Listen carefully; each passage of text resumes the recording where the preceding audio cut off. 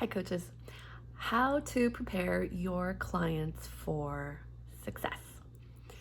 You might be surprised that my advice to you here is be less nice, which sounds probably like the opposite of what you got into coaching to do, right? Help people really from a place of caring for people, and a real love for humans and the human condition and psychology and transformational work. And what could it possibly mean that by being less nice, you can help them get the results that they're looking for, create the transformation for themselves that they're looking for better, faster, in a way that you don't end up inserting yourself into their journey in an unhelpful way.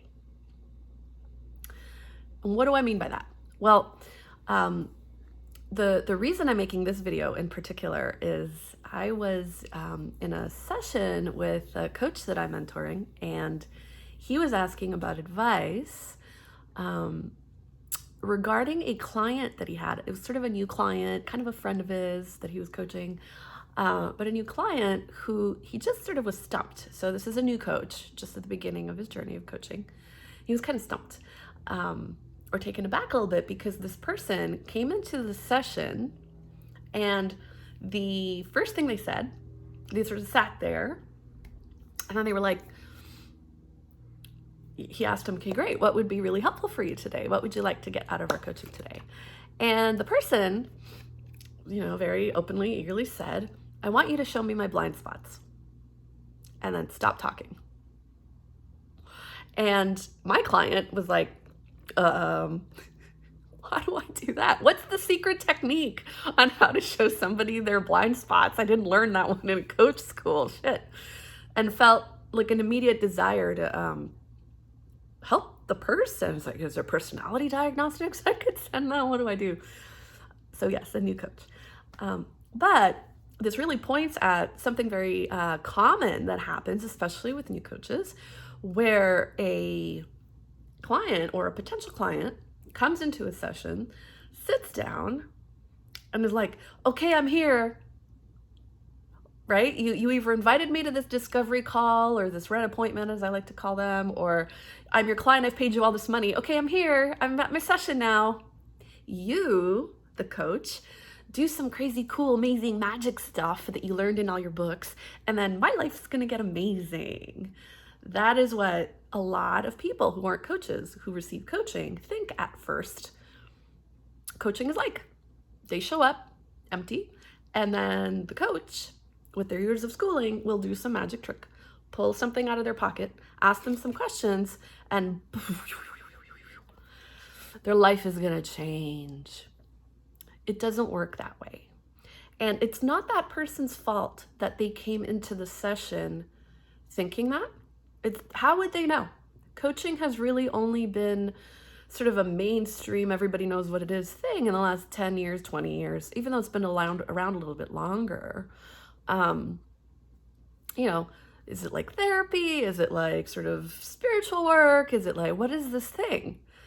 And especially if it's like, I'm going to pay you money, you're going to do the thing, right? So it's on us to help them, to train them, to teach them all along the way how to be powerful clients who can then create the powerful results that they're looking for in their life, which is what the whole value of coaching is in the first place, right? And then with this one client who I was sharing with you about the blind spots, he's like, what do I do with blind spots? I was like, well, whenever someone shows up and asks you something like that, you can use this example right? Let's say that you were a running coach and someone came to you who was an up and coming track and field star, and they just sat in front of you and they're like, okay, show me how to fix my form, right? How to coach me, help me make my form better, right? So I could get better speeds and win the races. Well, that coach is gonna be like, great, go run so I can see your form, and then I can show you your blind spots. Then I could show you what's going on. It's in the doing of the work together that I, as a coach, that you as a coach, are then able to start to see, ooh, we need a little bit of attention here. Oh, the light needs to go over here. Oh, I think this person has a misunderstanding. Oh, this is where we should focus our curiosity and our homework and our blind spot radar, whatever it is for that person. But it's in the doing of the coaching that those things are revealed. So the underlying principle here is that you want your coachees to show up at your sessions ready for them. You want them to show up with content, with questions, with things they've done in the previous week, with I like to call it the juice, right? They bring the juice to every call. They're not waiting for you to do the magic trick. In fact, you, being the deep, powerful coach that you are, can show up to your coaching sessions empty. You're the one that's just there and present and responding and playing with what emerges and what comes at you, right? So how do you do that? How do you help your client from the very beginning of the very first interaction they have with you become that powerful client? And it really starts at the very beginning of first contact.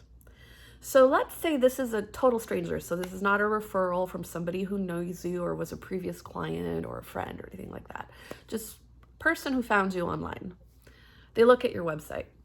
I remember when I had my first website as a baby new coach, and I'm a nice person. I really care about people. I really love our profession. I just want to give genuinely. I just love coaching and love helping people. And my first, well, it went through a few iterations, but I used to be a relationship sexuality coach, and my website was lovesexandspirit.com. And I found this really beautiful WordPress theme. And I wrote all these blogs, and I had all these colors and visuals, and I had just all of this florid, wonderful, helpy language. And the vibe of my website was very much, I'm here, I'm available. It's kind of like I'm Mother Earth with the unconditional love, and here are all of the ways that I can help you, I can help anyone, I will help everyone. How can I make it even more convenient for you to come into my world so that I could help you with all of the things that you need help with, right?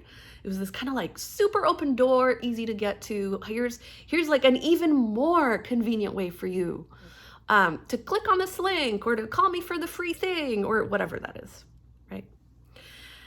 I was very surprised once I hired my first coach to help me on the path of creating prosperity and creating powerful clients with powerful results, was that it's actually the opposite. I completely changed the wording and the vibe of my website to, I do great things with my clients, and it's a little bit hard to get to me, right? If you want to speak with me, answer these 3 questions. Right? Here are the people that I do work with. I have an area on my website currently who I work with. It's like about you, about the actual potential client on the website. Before anyone ever contacts me, they're reading this. You, right? So who I do work with, and then who I don't work with. And in the who I don't work with section, it's like, people who are really good at finding excuses about why they don't do the things that they want to do. All sorts of things in there that I'm seeding from the very beginning. Their unconscious mind is beginning to get.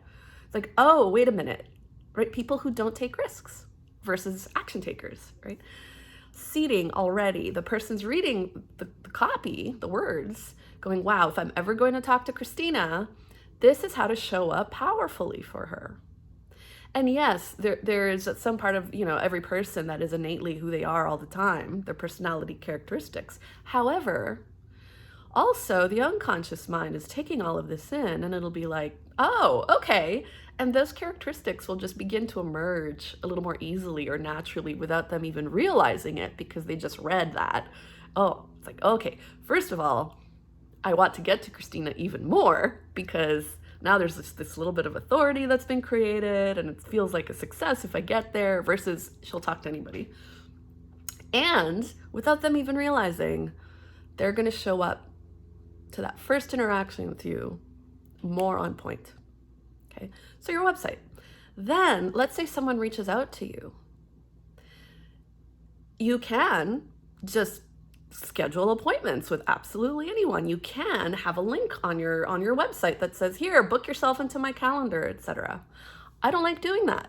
I don't like it that anyone can get to me and I could spend time with them and really, really help them. Because if I am doing that, I'm spending a lot of time with them, and I really am doing full-on coaching, and I don't have time to do that with everybody. And so there's another level, another layer of, okay, well, here are some questions I love for you to answer. And then once, depending on how you answer that, I'll know what the next best steps are for us, for me to be able to support you. Maybe I will send you some helpful resources. Maybe I'll refer you to somebody else, or maybe we could schedule some time for us to talk about you and your world and what you're like to create, and do some deep coaching. So even there, it's like, oh, wait, okay, how do I have to show up here, right? And answer these questions. So that's another spot. Then there's the red appointments.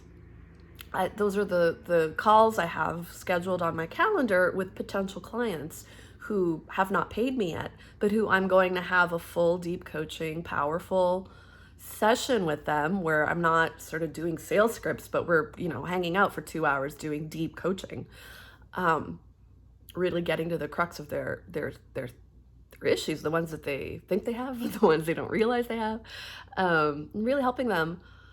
They show up to those red appointments, and from the beginning, I'm speaking from this place of, great, how can I help you?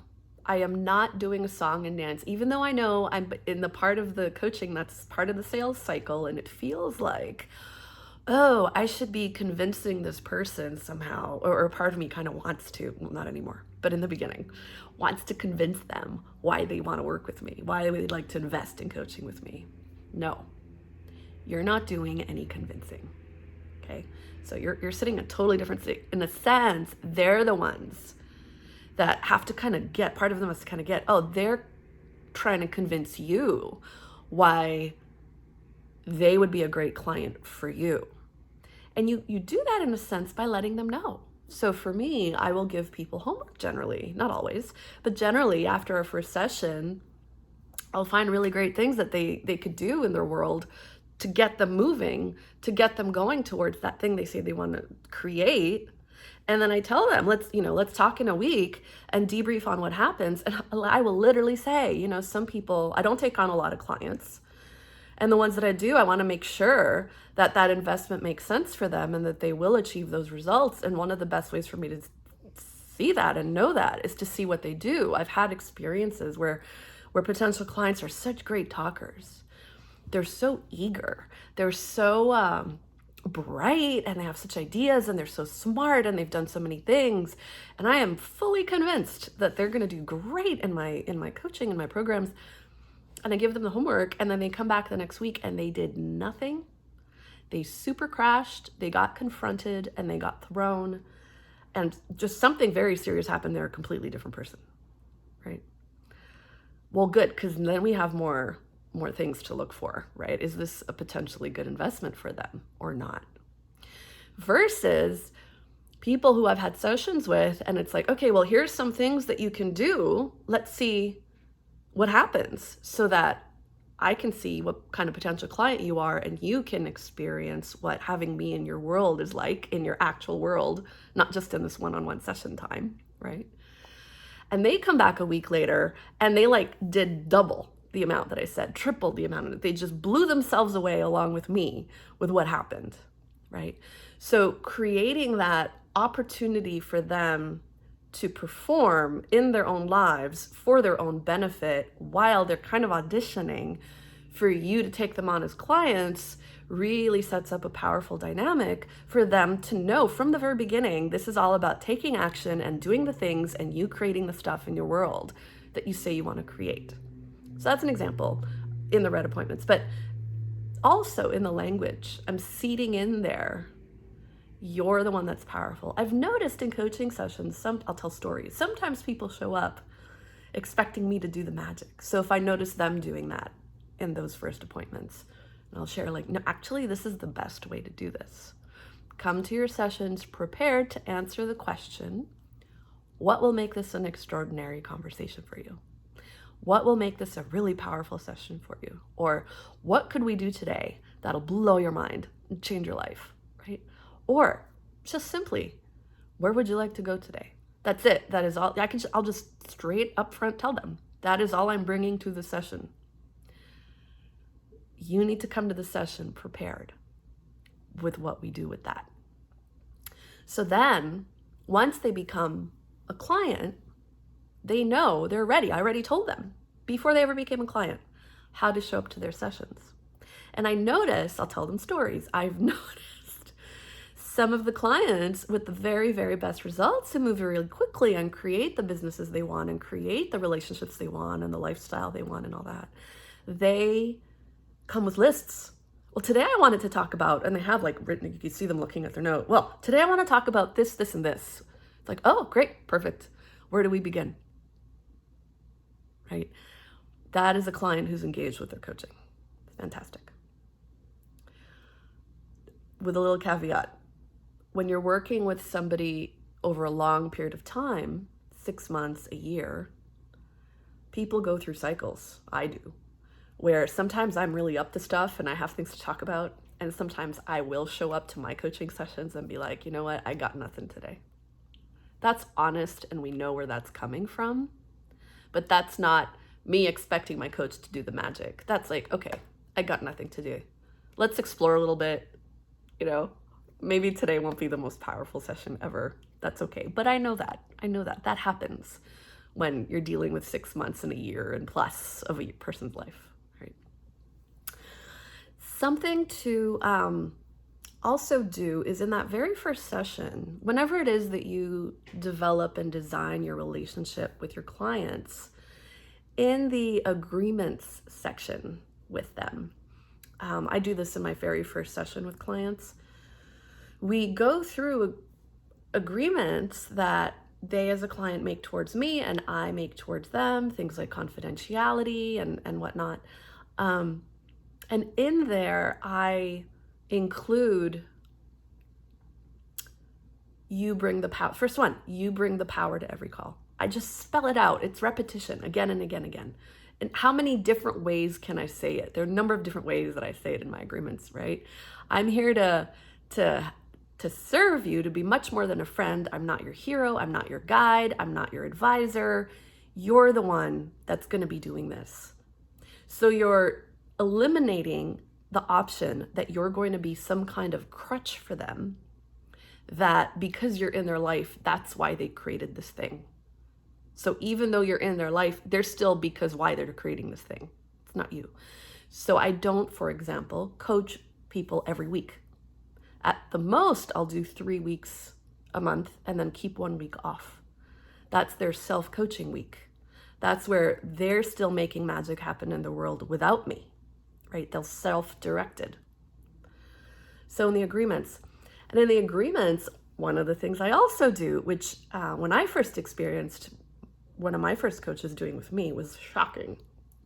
And it was like, I do not promise you success and results, which is the opposite of what you see on online courses, you know, like 7-day money back guarantee, right? Or why on earth would I be investing the price of a car in doing coaching with you and you don't even promise me success and results? Well, first of all, you have to understand, and if you're a coach, you really have to understand this, that you can't promise success and results, right? Especially when we're doing coaching and like deep transformational work with people. It's impossible. You might have, you know, the perfect system to whatever, but even the perfect system to whatever will work with a certain percentage of people who are in this context with these parameters, with the whatever, right? Even in therapy, hundreds of models of therapy, the studies show that no matter what the techniques are, all of them work about 60% of the time. It doesn't matter how good the technique is. You cannot promise success and results, okay? And also, you can't, let's say you have the perfect system for the perfect person for that perfect system, right? Or whatever, you do the best work, you're the deepest coach, you're the most perfect fit for this particular person. You still cannot control what they do when you're not there. Do they wake up and meditate every day? Do they put into practice all the things? Do they actually go out of their comfort zone, lean 5% into risk, whatever it is that they need to be doing, that they're hiring you to leap off a cliff? Do they leap off the cliff? Do they leap off the cliff enough? Do they leap off the cliff continuously? Right? You can't control for that.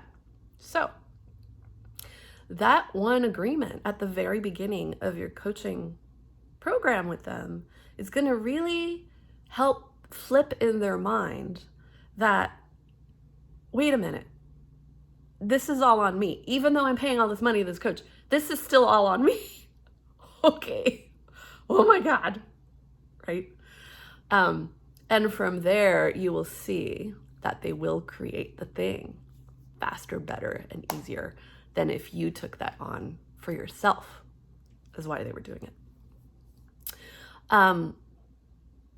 Something to look out for within your coaching sessions, whether they're your red appointments or your actual paid clients. And I would say this is also something to look out for everybody, but also the higher level leader, achiever, high performer. If you're working in executive coaching, for example, if you're working with star athletes or celebrities or people that manage people or people that have communities, people that are used to being the boss, of having a lot of validation or having a lot of people sort of looking for their approval, a lot of yes people around them, kowtowing to them. You want to establish from the very, very beginning, and I use this language, I am not your employee, even though you're paying me. So you're paying me money. I know that you're the highfalutin whoever you are, but I am not an employee of yours. You are my client. So you can be the king of whatever, but for this to be valuable for you and effective, you're not on the pedestal here. Ultimately, I'm not on the pedestal either, and we're peers, but none of this testing of my authority and trying to run the ship in a way that has it be that you're kind of like pulling rank. You'll notice some clients or potential clients try to do things on their terms, try to establish a certain kind of superiority or leadership that is going to really work against them in the context of your coaching together. So look out for moments of role reversals, call them out kindly, and then flip it. Actually, no, you can send me, I'll send you the Zoom link right before the call. I'm not going to send you a calendar invite because I don't work that way. For example, you, the coach, have nothing to prove. So remember that. Yeah, you got nothing to prove. And you'll see too, when you catch those moments with powerful people and they see you catch them and not fall into that trap, often you'll see their bodies shift. You'll see it's like, oh, they actually relax more. They get excited a little bit. It's like, oh, game on, someone who can meet me. And from there, they're going to trust what you have to say a lot more than if you had let them bulldoze you over. One of the things that I see in the progression of coaches, from sort of baby coaches to professional coaches who've been coaching for years and are now sought after, is how they just won't fall into those traps anymore. From the very beginning in their red appointments for their first contacts with clients, it's like, yeah, I don't like the way this person wrote this in this email, Or I don't like how they showed up and I'm just not going to take them on as a client. I'm not going to propose to them because I could see how they're just going to be testing me and testing me. Or I'm just not impressed or scared. I'm no longer insecure and need to prove myself to them. And the more they do that, the happier they are as coaches, let me tell you.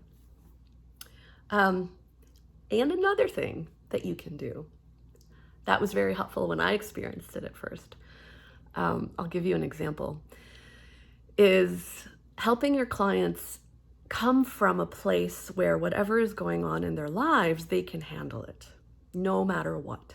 They're really, really powerful human beings who have all of the resources that they need to create the future and the reality that they want. And you're not there to fix their problems. In fact, you're not even going to buy into the fact that something's a problem, right? And some clients will more or less than others come across this way.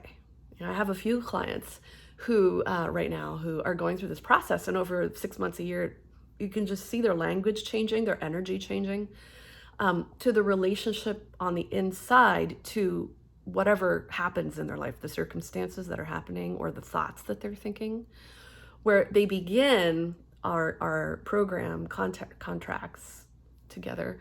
Oh my God, this thing happened and I don't know what to do and it's such a problem and I have this question, but what if, or, well, how do I, la, la, la, right? And you can hear it in the emotive nature of my voice as I say that. Well, how do I? That it sounds like there's a problem, that I don't know how to do something. Well, I could do it this way or this way. Which way is the right way? And, you're not going to dismiss someone's natural anxiety about something. They're totally fine where they're at, right? So we're never shaming or pressuring anybody. But you can begin to point out to them that really the fact that they have that question or that thought or that circumstance is not a terrible problem. It's a question or a circumstance. How do they relate to it? And what can we do about it, right? So how do I? I notice these things. I have 2 options. How do I? This is not a problem. It's a great question, something to be curious about. So helping them shift to that stance is very important.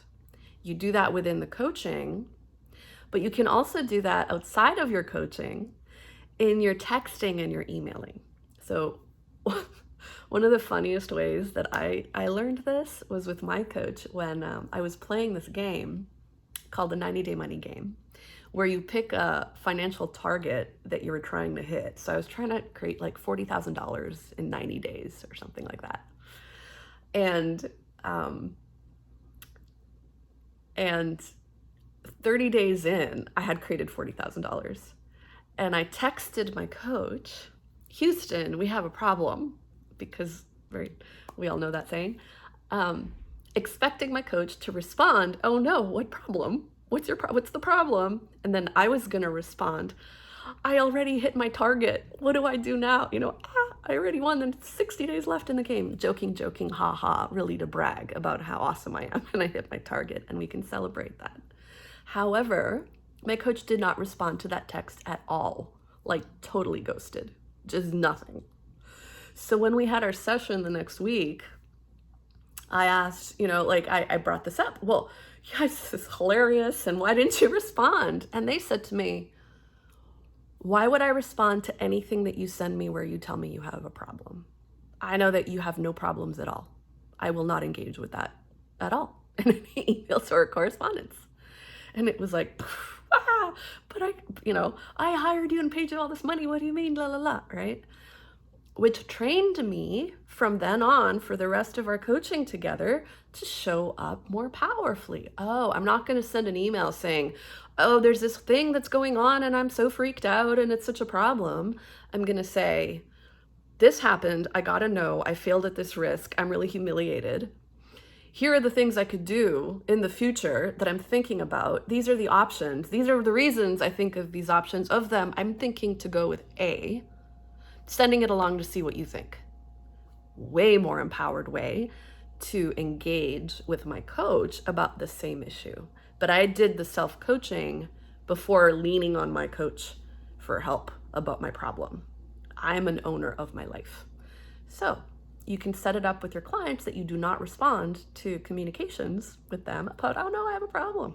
That's another example.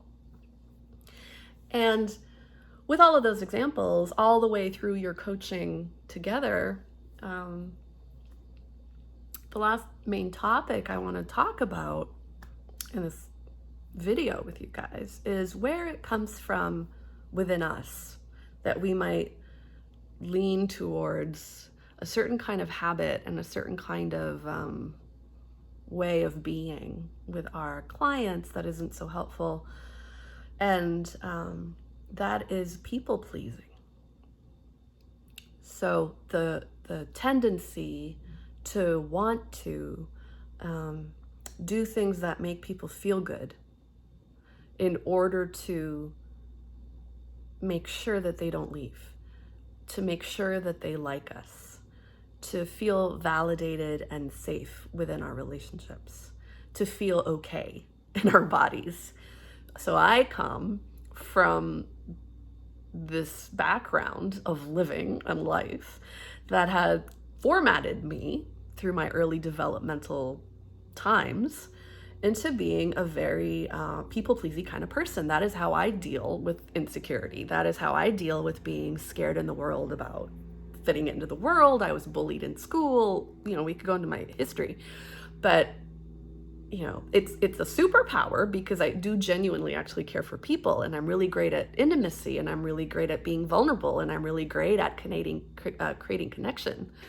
I thrive there, but when somebody leaves that connection, I just crash. And so I want to make sure that everybody's happy. And we all know people like this, and you might listen to what I'm saying right now and be like, yeah, that's me. It's really, really uncomfortable to make people uncomfortable.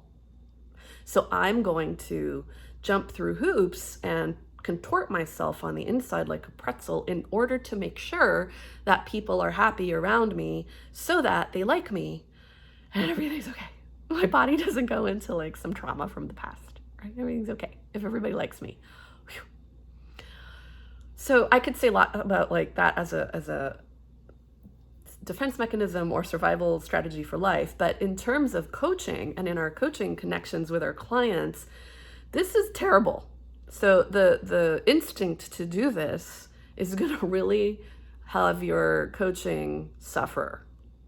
You have to work this out with yourself and practice, notice where you're doing it, and begin to take it out as much as possible. Anything you're doing in your coaching that you're doing in order to have yourself be validated by something that's going on in your coaching relationship. One of the most common ways this happens is that we feel validated as coaches by our clients achieving certain results.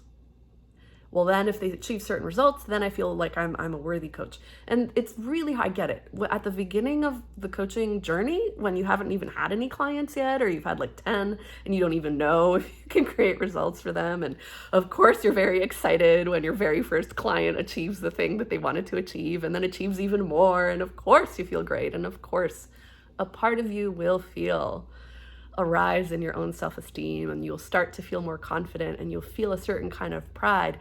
And there's a healthy kind of pride and celebration and bragging that you absolutely can have and do when your clients achieve success. However, watch out, because that can tip into, if my clients are not achieving these sorts of things, then I'm a terrible coach.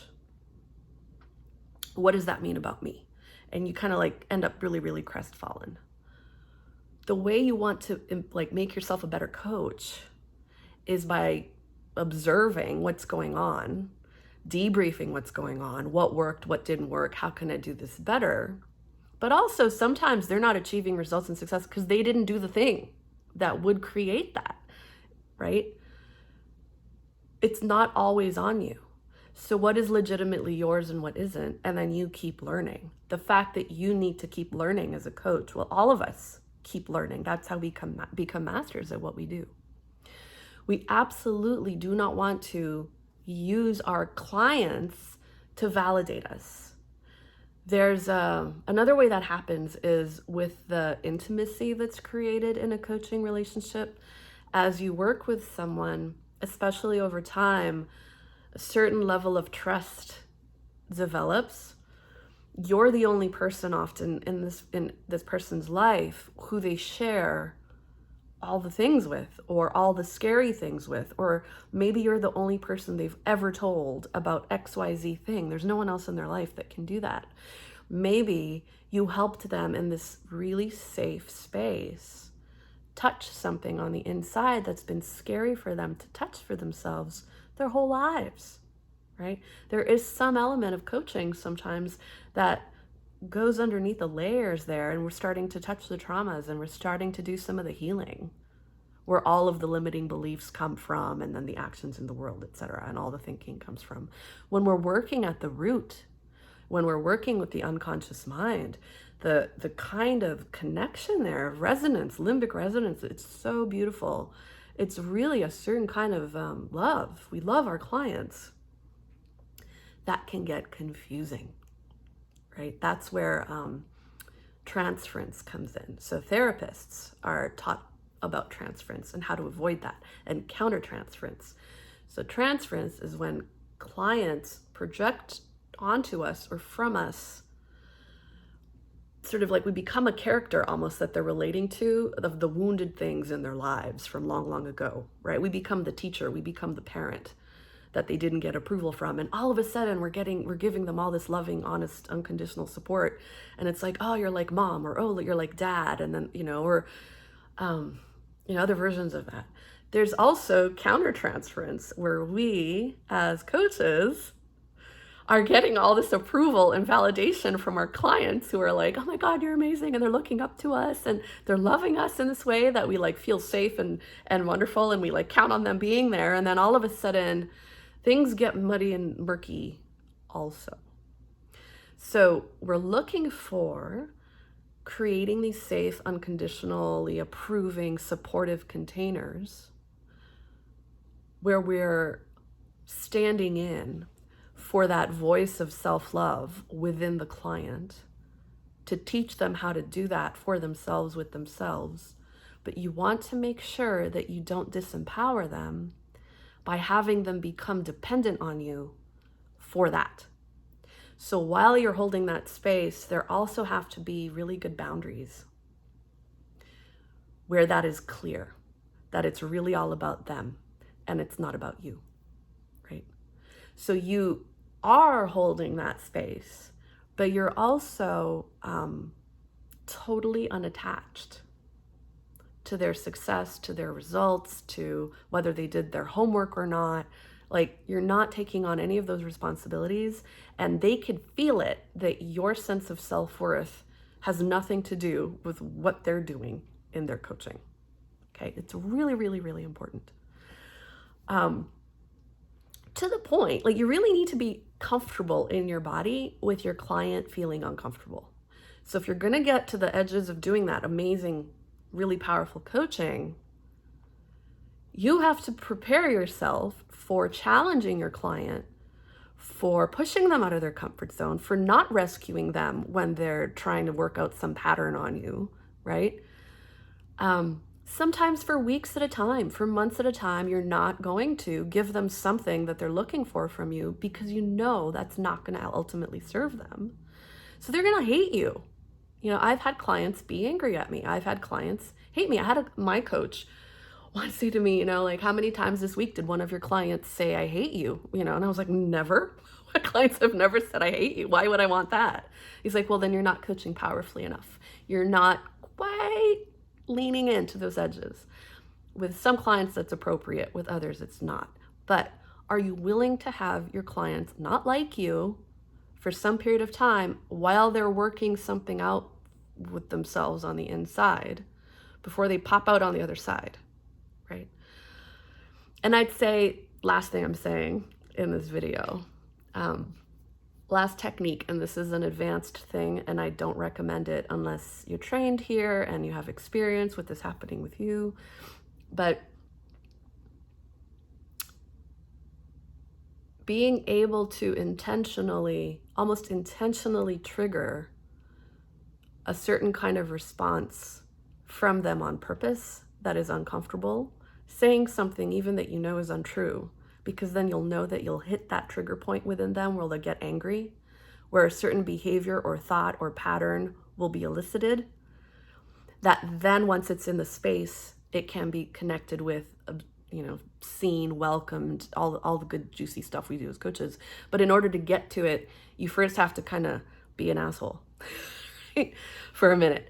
Can you do that on purpose? It's a lot harder to do that if we're people pleasing and not wanting to hurt anybody's feelings. So that's an opportunity. But in order to work that one out, you need to be skillful at it, but you wouldn't be able to do it at all if you were shaken by watching your client squirm, right? So to cap it all off, you have so much ability and opportunity in creating the outcome with your client in the way that you create the space that the client is engaging with within your coaching container. And it starts from the very beginning. It starts at the website or wherever they see you on Facebook or whoever says whatever it is about them. Make sure from the moment they have contact with you, the email that was sent, the DM, the video, the whatever that is,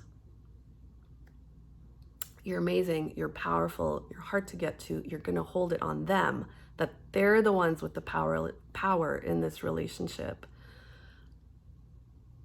and that you're going to support them in creating the life of their dreams. Well done, coach. Happy coaching.